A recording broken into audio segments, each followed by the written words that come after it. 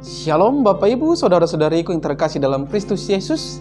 Tiba saatnya kita akan mendengarkan firman Tuhan di minggu yang ke-10 setelah Trinitatis ini. Namun sebelumnya, mari kita bersatu di dalam doa. Damai sejahtera Allah yang melampaui segala akal, itulah yang memelihara hati dan pikiranmu di dalam Kristus Yesus Tuhan kita. Amin. Saudara yang terkasih dalam Kristus Yesus, adapun yang menjadi nats firman Tuhan di dalam minggu kita saat ini, yaitu minggu ke-10 setelah Trinitatis, terangkat firman Tuhan dari kitab Yeremia pasal yang ke-22 ya, yang dimulai dari ayat 1 sampai ayat yang ke-9. Demikian firman Tuhan. Beginilah firman Tuhan, pergilah ke istana Raja Yehuda dan sampaikanlah di sana firman ini. Katakanlah, dengarlah firman Tuhan, hai Raja Yehuda yang duduk di atas tahta Daud. Engkau pegawai-pegawaimu dan rakyatmu yang masuk melalui pintu-pintu gerbang ini. Beginilah firman Tuhan, lakukanlah keadilan dan kebenaran. Lepaskanlah dari tangan pemerasnya orang yang dirampas haknya. Janganlah engkau menindas dan janganlah engkau memperlakukan orang asing, yatim dan janda dengan keras. Dan janganlah engkau menumpahkan darah orang yang tak bersalah di tempat ini. Sebab jika kamu sungguh-sungguh melakukan semuanya itu, maka melalui pintu-pintu gerbang istana ini akan berarak masuk raja-raja yang akan duduk di atas tahta Daud dengan mengendarai kereta dan kuda. Mereka itu pegawai-pegawainya dan rakyatnya. Tetapi jika kamu tidak mendengar perkataan-perkataan ini, maka aku sudah bersumpah demi diriku, demikianlah firman Tuhan, bahwa istana ini akan menjadi reruntuhan. Sebab beginilah firman Tuhan mengenai keluarga Raja Yehuda. Engkau seperti Gilead bagiku, seperti puncak gunung Libanon. Namun pastilah aku akan membuat engkau menjadi padang gurun, menjadi kota yang tidak didiami orang. Aku akan menetapkan pemusnah-pemusnah terhadap engkau, masing-masing dengan senjatanya. Mereka akan menebang pohon aras pilihanmu dan mencampakkannya ke dalam api. Dan apabila banyak bangsa melewati kota ini, maka mereka akan berkata seorang kepada yang lain, mengapakah Tuhan melakukan seperti itu kepada kota yang besar ini? Orang akan menjawab, oleh karena mereka telah melupakan perjanjian Tuhan Allah mereka dan telah sujud menyembah kepada Allah lain dan beribadah kepadanya. Sampai sejauh itu firman Tuhan. Saudaraku yang terkasih dalam Kristus Yesus, adapun yang menjadi tema dari kebenaran firman ini yaitu lakukanlah keadilan dan kebenaran. Saudara yang terkasih dalam Kristus Yesus, berbicara keadilan dan kebenaran, perlu kita pahami salah satu sifat dari Tuhan Allah Abraham, Ishak dan Yakub adalah adil adanya. Yang dimaksud dengan adil adalah bertindak benar sesuai standar kebenaran dan ketetapan hukum yang berlaku. Tuhan itu adil, artinya Ia akan selalu berlaku benar sesuai prinsip kebenarannya. Keadilan Tuhan adalah sempurna, saudara-saudara. Utuh, tidak bercacat celah.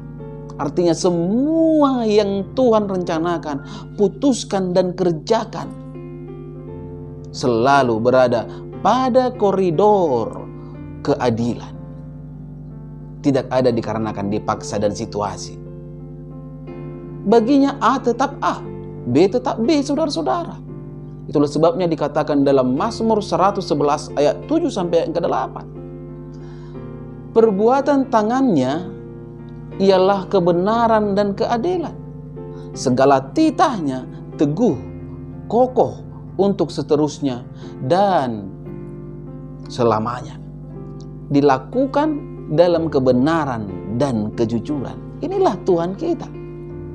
Artinya Tuhan tidak mau berkompromi dengan dosa, baik itu yang dikatakan dosa kecil dan dosa besar.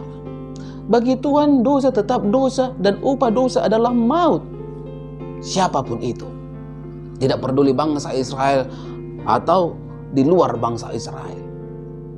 Hal ini tidak omong doang, saudara-saudara, tidak lip service.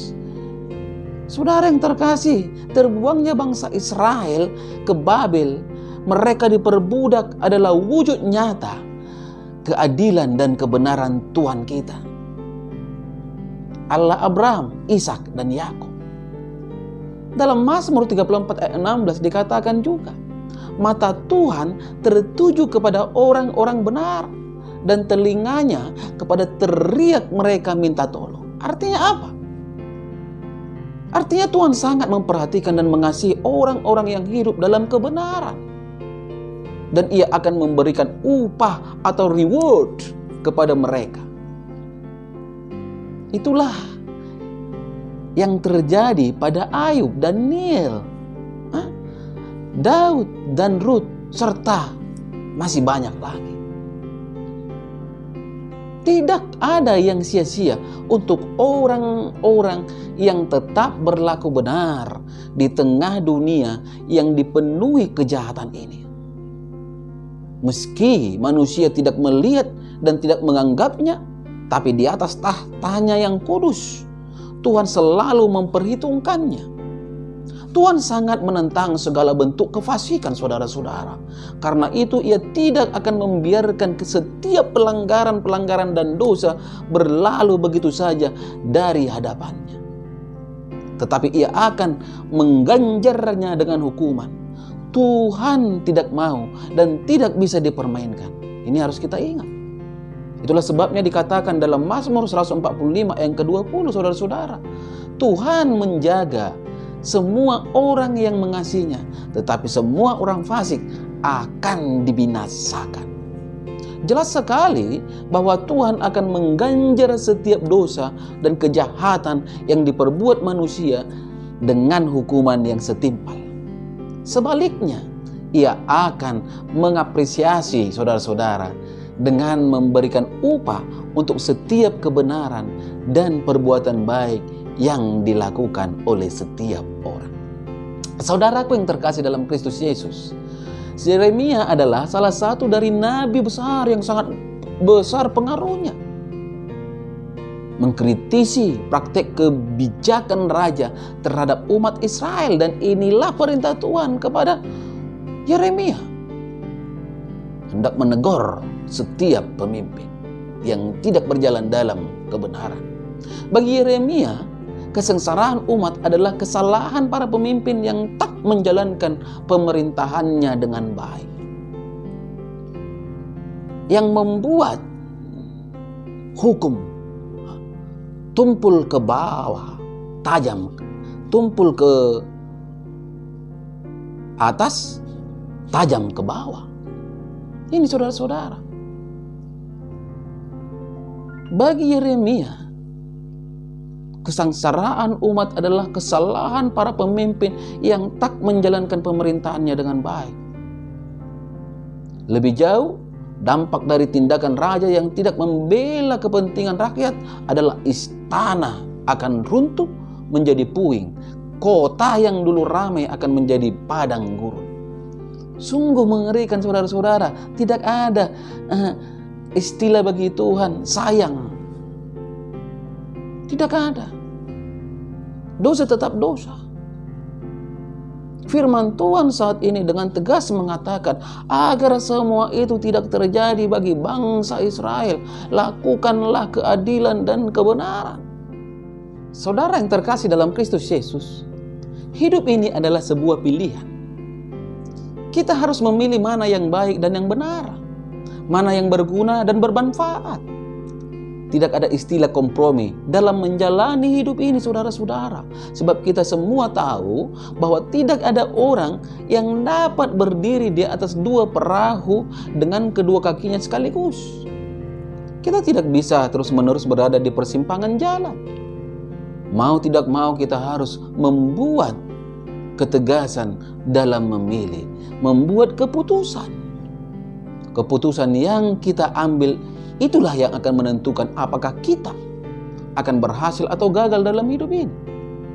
Jadi orang Kristen dihadapkan pada pilihan hidup taat atau tidak taat, berjalan menurut kehendak sendiri atau menurut kehendak Tuhan, berkat atau kutuk, berjalan dalam kebenaran atau kefasikan. Saudara yang terkasih dalam Kristus Yesus, kalau kita memperhatikan hidup di zaman ini, sering kali kita diombang-ambingkan antara memilih kenikmatan dan kesenangan dunia yang sifatnya hanya sementara, ataukah tetap berjuang melawan keinginan daging yang meski sakit buat sementara tapi mendatangkan upah, yaitu kehidupan kekal akhirnya.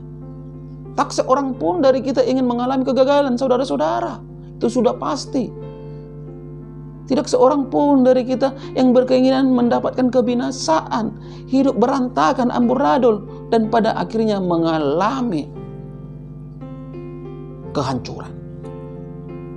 Namun yang pasti, kita semua saudara-saudara pasti ingin berhasil, diberkati, dan menuju kepada kehidupan yang kekal. Mendapat mahkota kehidupan yang abadi. Agar hal itu terjadi dalam hidup kita saudara-saudara, firman Tuhan saat ini mengajak hiduplah dalam Tuhan Yesus yang adalah kebenaran dan keadilan. Bahkan firman-Nya berkata dalam Yohanes 14 ayat 6a, kata Yesus kepadanya, akulah jalan dan kebenaran dan hidup. Percaya dan beriman kepada Tuhan Yesus adalah langkah awal dan merupakan fondasi hidup orang percaya, saudara-saudara. Inilah kunci hidup kemenangan dan berkelimpahan. Tidakkah dikatakan dalam Yesaya 32 ayat 17? Di mana ada kebenaran, di situ pasti ada damai sejahtera, ketenangan, dan ketentraman. Artinya apa? Artinya masa depan yang penuh harapan, keberhasilan, kemenangan, dan hidup yang berkelimpahan akan menjadi kenyataan asal kita mau menempuh jalan yang benar dan adil, yaitu jalan sesuai dengan kebenaran firman Tuhan.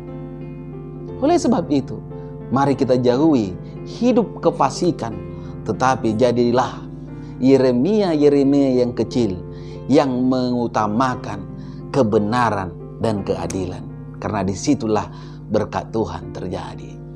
Amin. Kita bersatu di dalam doa. Terima kasih Bapa di surga, di mana kebenaran firman-Mu begitu indah Tuhan, berkumandang di tengah-tengah persekutuan minggu, walaupun melalui media YouTube ini. Di mana kebenaran firman-Mu mengingatkan bahwa setiap orang percaya, setiap orang agar beroleh berkat yang luar biasa, mereka harus hidup melakukan kebenaran dan keadilan. Karena itulah eksistensi keberadaan dari Bapa di surga. Tuhan, mari Engkau berkati kebenaran firman-Mu ini melekat di dalam kehidupan setiap pendengar dimanapun mereka berada, sehingga olehnya pendengar menjadi pribadi-pribadi saluran berkat bagi orang lain, karena hidup mereka telah diberkati oleh Tuhan. Hanya di dalam nama Kristus Yesus hamba berdoa dan mengucap syukur. Amin. Shalom buat kita semua.